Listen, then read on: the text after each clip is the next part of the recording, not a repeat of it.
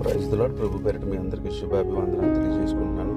ఈ దినము దేవునికి వాగ్దానం చూసుకున్నట్లయితే కీర్తన గ్రంథము 103:12 చూసుకుంటే, పడమటి నుండి తూర్పు ఎంత దూరమో ఆయన మన అతిక్రమలను మనకు అంత దూరపరిచి ఉన్నాడని దేవునికి లేఖనం సెలవిస్తుంది.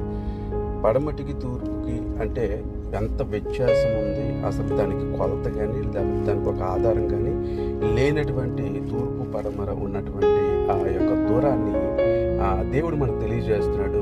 మనం చేసిన అతిక్రమములు, మనం చేసినటువంటి పాపములు, మనం చేసిన దోషములు, మన మాట, మన క్రియ, మన ప్రవర్తన సమస్తమును కూడా దేవుడు మనల్ని క్షమించి దూరపరిచి ఉన్నాడు.